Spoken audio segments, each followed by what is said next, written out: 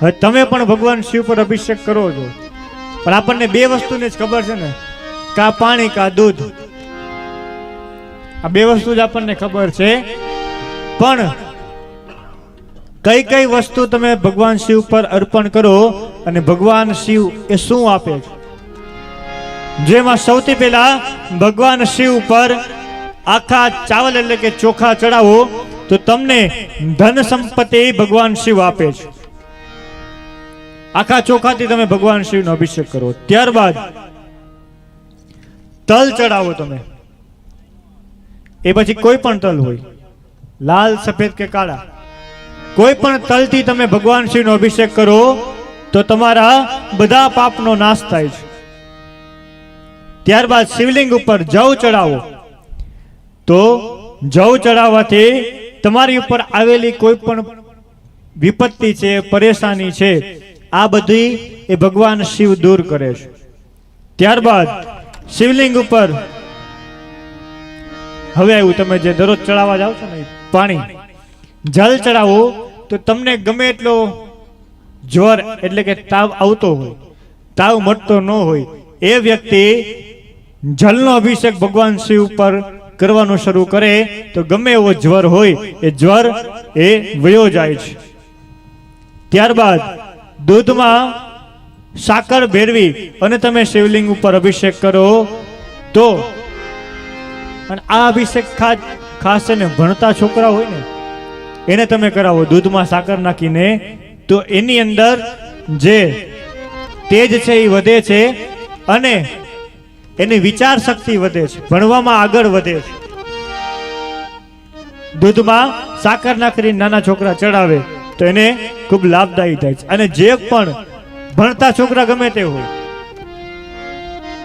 ગમે તે અભ્યાસ કરતા હોય, એ બધા આ પ્રયોગ કરે તો ભગવાન શિવ એના બુદ્ધિમાં વધારો કરે છે.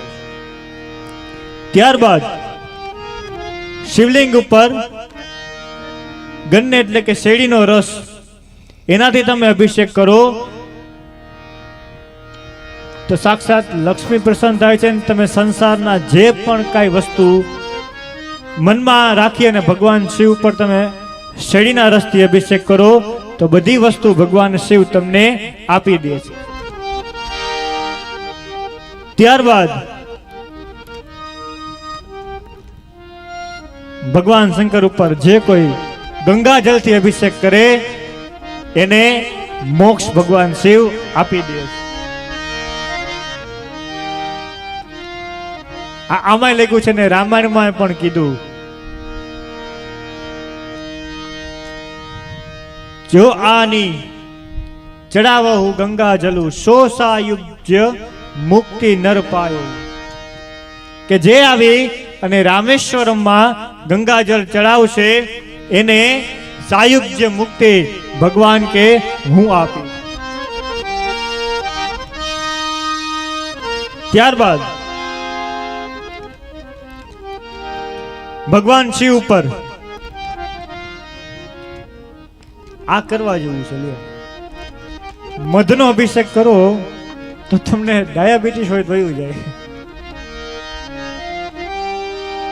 એટલે કે કોઈ પણ મધુ પ્રમેય કે એવા કોઈ પણ રોગ હોય તો એ રોગ દૂર સહજ એટલે કે મધ ચડાવવાથી તમને એનું ફળ મળે છે. ત્યારબાદ શિવલિંગ ઉપર શુદ્ધ ગાયનું ઘી, ગાયનું ઘી અને ગાયનું ઘી અને ગાયનું દૂધ, મારે તમને જ કોઈને કેવું ન પડે, તમે તો ગામડા વાળા છો, શહેર વાળા એને કેવું પડે કેવું હોય એમ. કારણ કે ગાયના દૂધમાં અને નકલી દૂધમાં ફેરફાર ખબર પડી જાય ને. ગાયનું દૂધ સહેજ પીળાશ પડતું હોય અને ઓલું નકરું સફેદ જ હોય.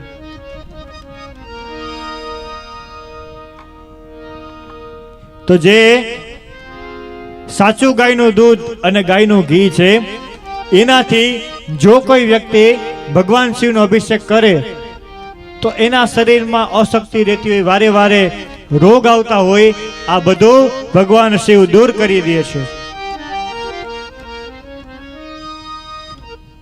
ત્યારબાદ સમી એટલે કે ખીચડી,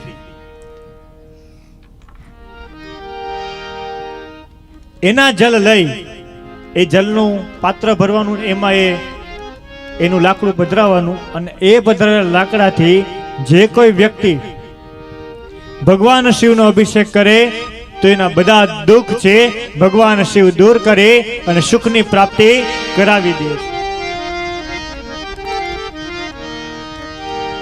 ત્યારબાદ આ ગામડાવાળા માટે સારું,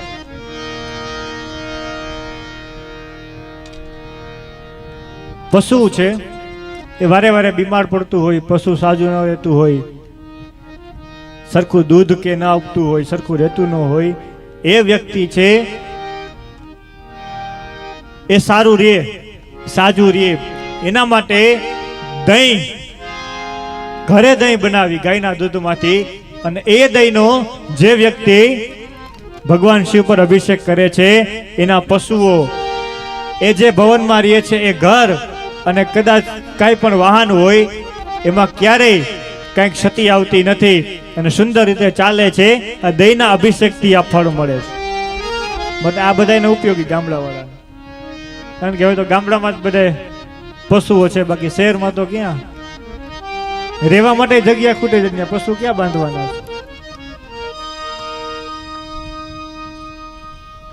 ત્યારબાદ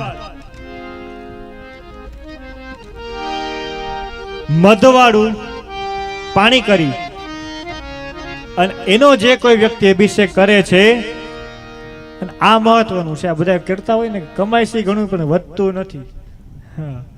કમાતા હોય ને વધારવું હોય ને તો પાણીમાં મધ ભેળવી અને સુંદર મજાનો શિવજીનો અભિષેક કરો તો તમારા ઘરમાં માં લક્ષ્મી એ અચળ બની અને સ્થાપિત થાય છે.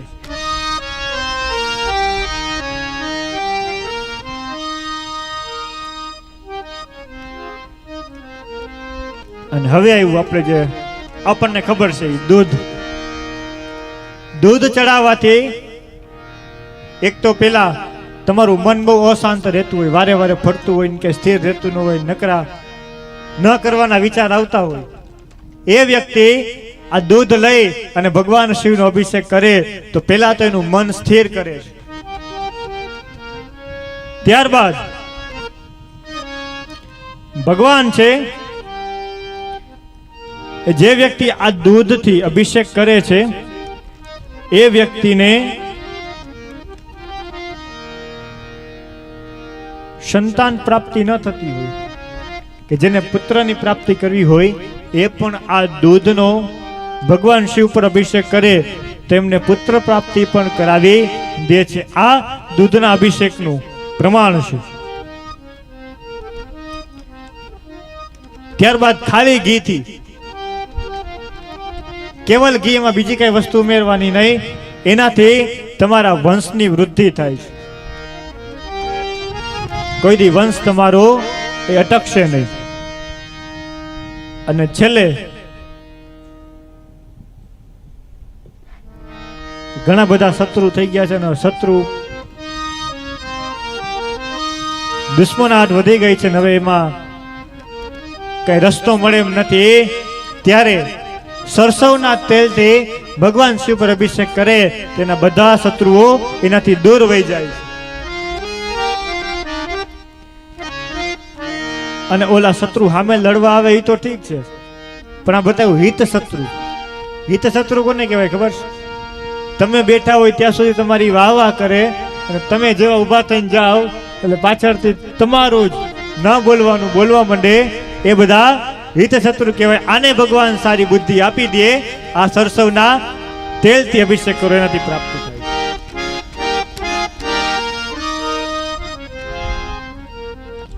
અને છેલ્લે કુશનું જલ, કુશ એટલે કે દર્ભ, જેને આપણે દાભડો કહીએ. આ દાભડો પાણીમાં બોળી રાખી,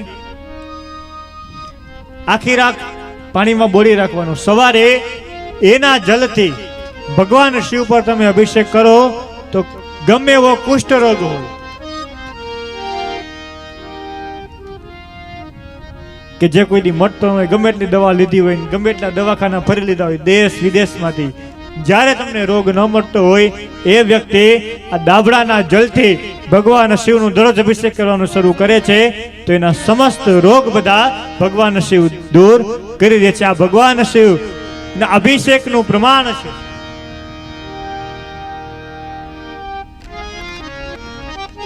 અને સૌથી વધારે કે ખૂબ દેણું થઈ ગયું છે, કરજો થઈ ગયો છે, ઉતરતો નથી,